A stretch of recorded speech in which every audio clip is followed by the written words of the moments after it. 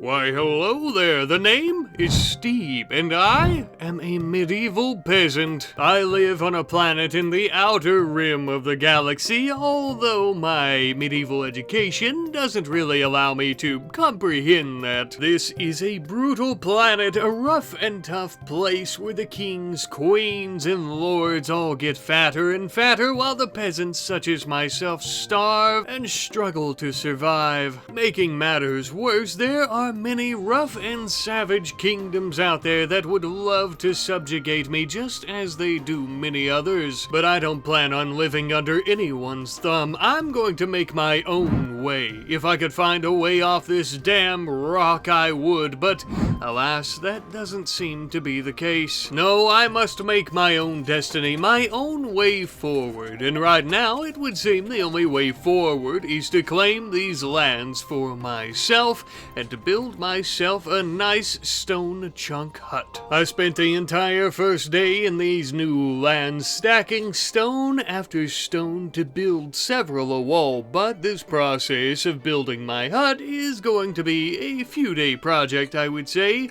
Time for me to set up a camp for the night. A nice warm, bright fire to keep away predators as I sleep.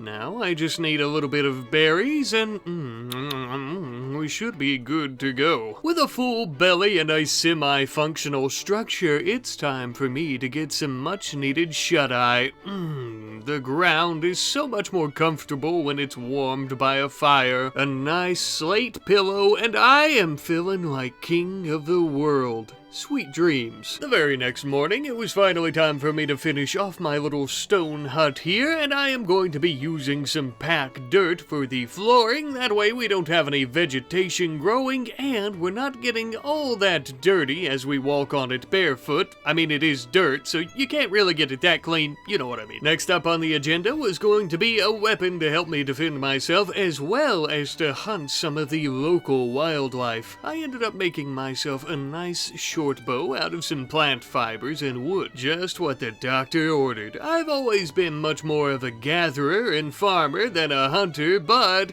I think it's time I step outside my comfort zone a bit. Starting off with some small prey, I ended up hunting a local rat in the area, took it back home and started chopping it up with some sharp stones I found on the ground, and voila, a fried rat sandwich. Well, kinda. We don't have bread, so we decided to use leaves. I like to call it a medieval peanut butter and jelly.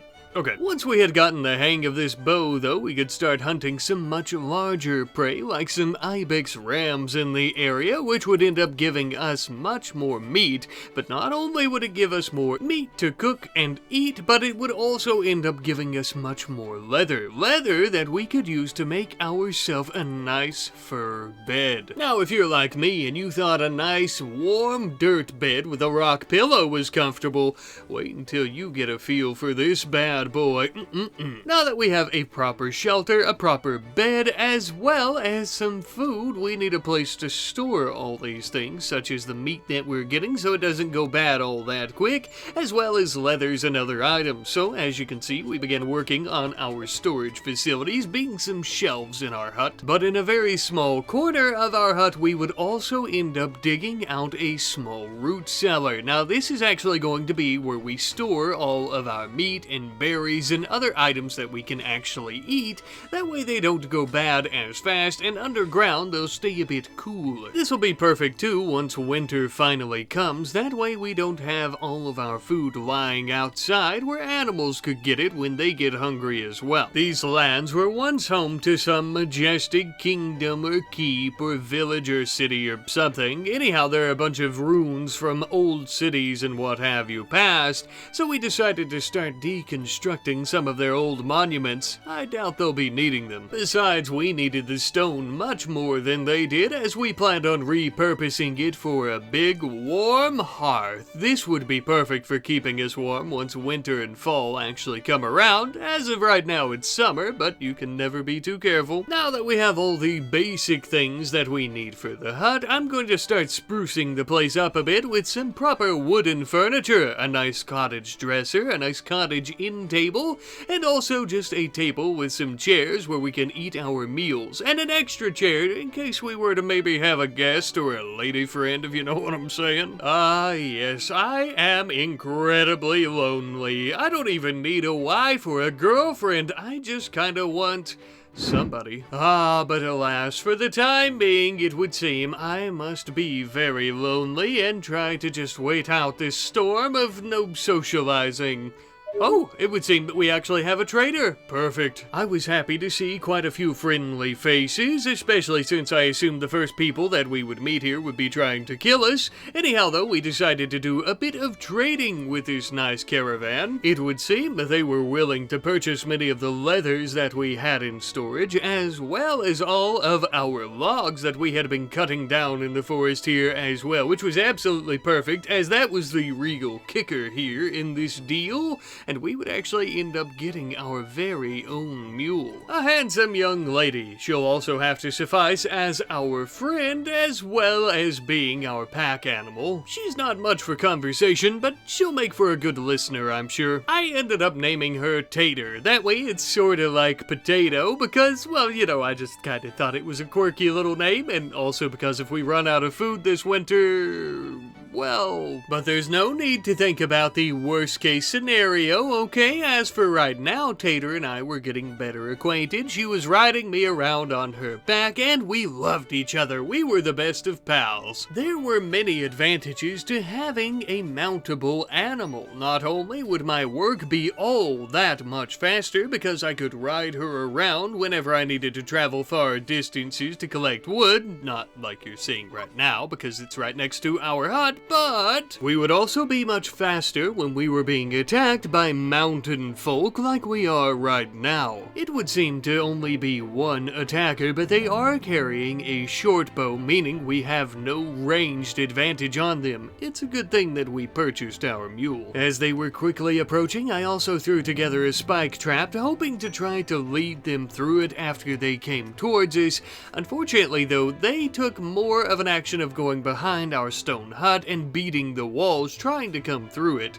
Of course, we couldn't allow this to happen, and something of a shootout began for a hot moment before it would seem that an arrow straight to the chest, hitting the old blood-pumping organ, finished him off nice and good, and we are now safe and sound. I decided to chuck his body down by some nearby hills. Now, I thought about throwing him in the pond out behind our house, letting him rot, and we would use him as compost, but I didn't want to contaminate the water, even though that is also where I go tinkle. Either way, though, we are also going to be using that water in our little garden that we are planting some hay grass as well as some potatoes in right next to the hut itself as well. We need to prep for winter. Now, I love hunting and gathering berries, but they don't exactly satiate the old tummy. Ironically, as we are preparing for fall and winter and the snows to come, we ended up having a heat wave happen, so we need to prepare ourselves for that, otherwise we might not make it to see fall and winter. Because of our hearth on the inside of the hut, as one might imagine, it stays quite warm inside, and a heat wave with a warm hearth isn't exactly ideal. So we're going to need to build quite a few passive coolers to keep us nice and chill. After building up to 4 of them, it was 88 degrees Fahrenheit inside, which isn't exactly chilled, but it was much better than the almost 115 degrees outside. Now that we have a safe place to retreat to when things get a little bit too hot outside during our work, I think it's time for us to start working on some proper defenses. Just some simple wooden barricades surrounded by wooden spike traps. That way, if any of our enemies get a little bit too close, they shouldn't be there for very long, if you know what I'm saying. As weeks went by and fall was just around the corner, a very large forest fire was scourging these lands, and accompanied with a heat wave, it was sickening. As we continued living out our days here, hunting protecting animals and what have you, I decided that we needed better weapons to go about doing so. I would end up building myself and crafting for myself a nice crossbow as well as a steel knife. This crossbow, though it does take much longer to reload, has damn near double the damage, is much more accurate, and also I feel really sets us apart from the other scavenging dirt poor peasants in the area. After a while, we ended up having a treehouse builder by the name of Dowith who wanted to join us here completely free of charge. A lady, by the way. We quickly accepted, not because we're hoping that she'll fall in love with us, although my heart did skip a beat when I saw her beautiful impid face for the very first time, but also because we are good folks here, and we are looking to create our own dynasty, as if we can't leave the planet, it's really the only thing that we can do. But there was just one teeny tiny problem with having our new friend here. Our stone hut was not even close to being worthy of being in the presence of a lady, especially not a lady of her caliber. So, as you could imagine, we did the only sensible thing, and we started sprucing the place up. Enough of the disgusting packed dirt floor. We have a beautiful female within our midst. We needed to make things a little bit better by adding in some proper wood flooring and also her very own bed with an end table. Sorry about that, milady. Hopefully this suits your needs much better. One thing's for sure, it's definitely much more beautiful, and especially having a woman's touch around, we can rest easy now. After speaking with Dewith and getting to know her a bit better though, apparently not only is she a treehouse builder now as an adult, but as a young lady she was a hunter/scavenger. So these ancient city ruins and things that we've been tearing down, she apparently likes to go through those and find useful and valuable items from the past. Well, ma'am, in our travels you'll be pleased to know that we have spotted something of an ancient structure in a near northwestern section of the mountains here. Perhaps the two of us could go and explore it together. And indeed we would. The following night, after the thunderstorm had dissipated from the area, the two of us would go, and we decided to enter this structure in hope of riches and maybe something else, weapons, gold, who knows. But what we would actually find inside would change our lives forever. A large, fairly open room filled with tables and also some type of metallic-looking cylinders. They appeared to be ancient and yet not, all at the same time. A very strange, faint glow emanated from some of the items, I suppose you could call them. Within the blink of an eye, Dowith decided to attempt to open one, and they all sprang open. Corpses lie piled up on the ground. We found our riches of gold and rare earth minerals, but at what cost? What had happened to these people? One of which, with a faint grunt in her voice, was attempting to crawl away, barely alive, barely even awake. So, of course, we took her back to our hut to rescue her and begin tending to her wounds. She was injured and she was sick, but she seemed to be an ally, at least for now. She was wearing some type of strange armor, I suppose it was, with a very odd hairstyle. Unsure what kingdom she belongs to, or even belonged to. Not only would we rescue a friendly stranger, though, but we had also found a matchlock musket on the inside of the ruins. It would seem that we're not the only adventurers who had entered at some point, although it's hard to say what happened to the last. Nevertheless, Dowith seems to be quite familiar with this type of technology, and thus she handles the rifle now. At some point, we had finally got our harvest of potatoes and hay grass going, so we should be good for winter, although we hadn't accounted for a third mouth to feed, not including Tater the mule. Yes, that's right. Shorty, the ancient one, decided to join us. But once she was awake and able to tell us more, it doesn't seem like we'll need to worry about being here for winter. she started filling our head with tales of some type of magical machine, I think she called it, that could take us off of this planet, away from the evils of this world and the dirty rat race that is this medieval society and system. Apparently, she and her cohorts used this machine to arrive here many years ago, and she hopes that it's still operational to get us off of the planet. This seemed like a fairy tale, but it might just be worth a shot. The only problem is this machine is apparently on the other side of the planet down south, so the journey will take us a very long time as well. Because of this, we are going to need to prepare for such a long journey in terms of food and other resources, and of course we're going to have to give Shorty enough time to heal up from her wounds.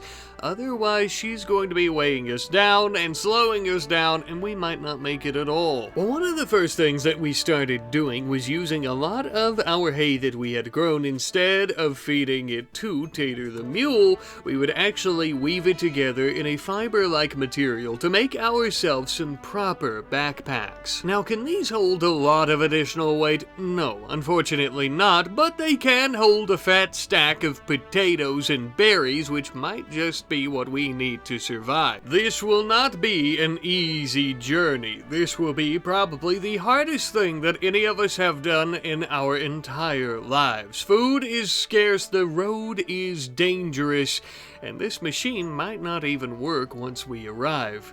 But it's better than sitting here. As the weeks passed, Shorty was healing and we were being attacked by savage kingdoms who had detected us in the area.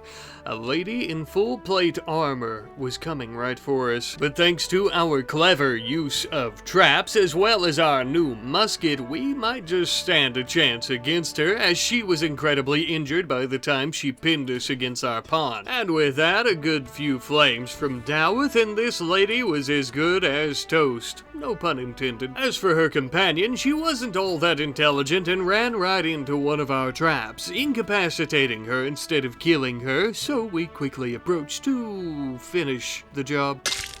We should have stripped her ahead of time, as that leather armor would have been useless, but I suppose that Steve, the poor Neanderthal-like bastard he is, was just so overcome with emotions. Nevertheless, we would chuck their corpses down in our corpse pile. The only thing is, with them knowing of our position now, these raids will never stop, and these two will not be the last of the enemies that we see. Thankfully, after about another day or so, though, Shorty was fully healed and we were all ready to travel. Well, first Shorty had to re-equip a weapon of hers. Here's hoping the old shotgun is still operational. I think a few of these 12-gauge slugs should go right through their plate armor like butter. And with that, my friends, the four of us were off. Good old Steve, Dowith, Tater the mule, and Shorty, the ancient soldier with a magic machine to take us off the planet.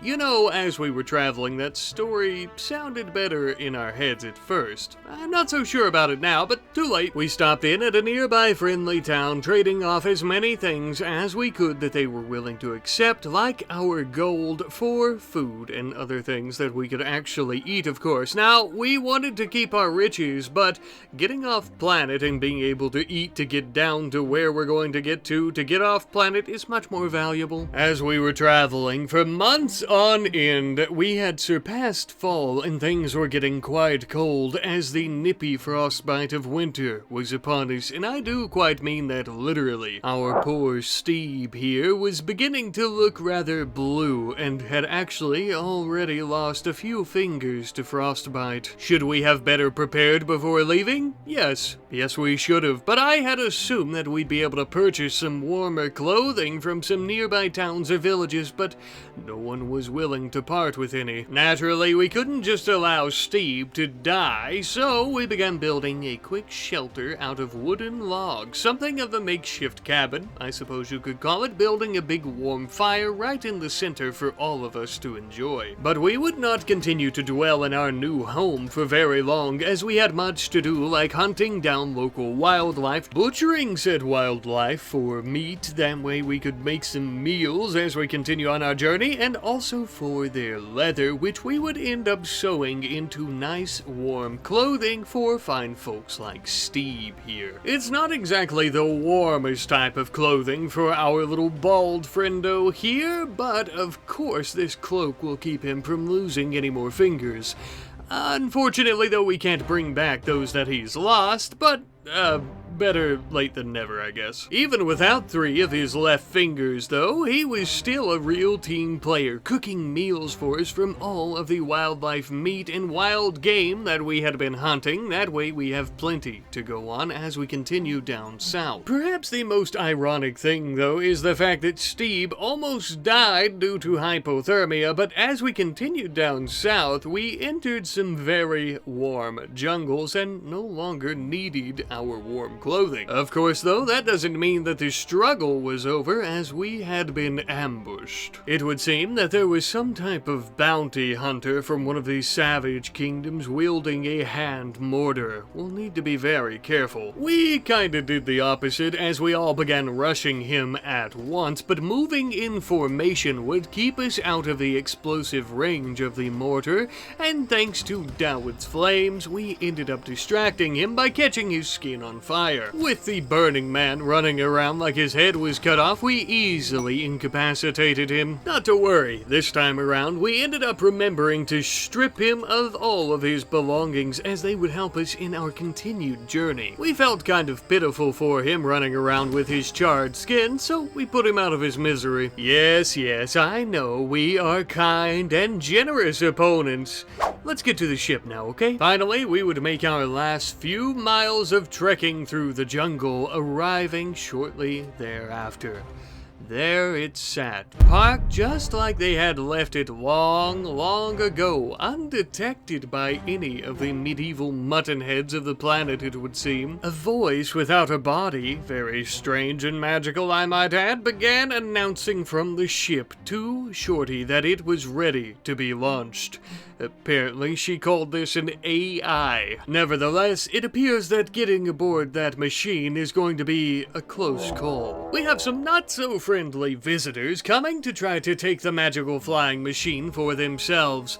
We immediately began rushing to it around every crevice and ravine. Tater and myself arrived inside before the others, awaiting their arrival. As Shorty and Dowith were just about to make it through the doors, a large crowd of our enemies almost got to them, but they made it just in the nick of time, it would seem. But this entire army of evil medieval nobles began rocking the entire vessel by beating on it from all sides. It was almost as if we were in a massive suit of plate armor being beaten like a drum by large steel hammers. I thought for sure that this was going to be it. They were going to break through the metal walls of this vessel. They were going to come inside and they were going to kill us, but it would seem that Shorty had other plans.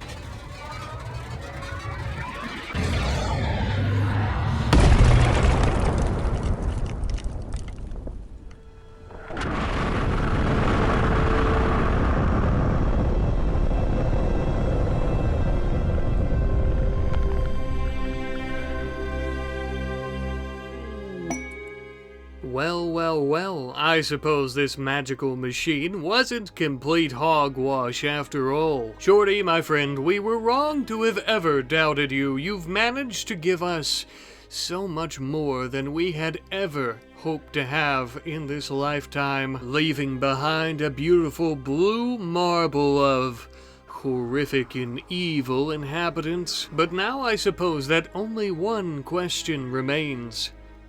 Where do we go from here?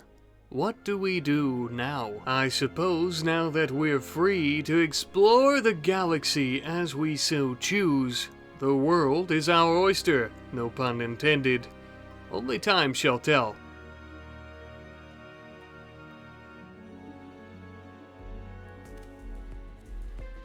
Hello, my friends. I just wanted to come in, of course, at the end of the video and thank you guys ever so much for watching this video. I do hope you've enjoyed.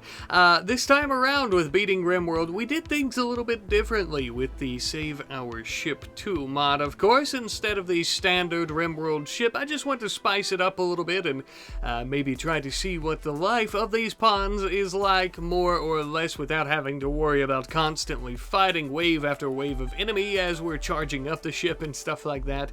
Kind of turning it more into a narrative more than just a challenge video. I hope you guys enjoy that.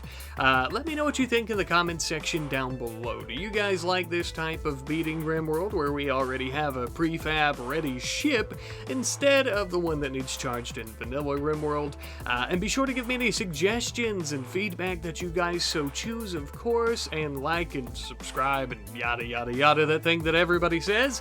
But I love you guys. I really appreciate you watching once again. I do truly hope that you've enjoyed, and I hope to also see you next time. Goodbye.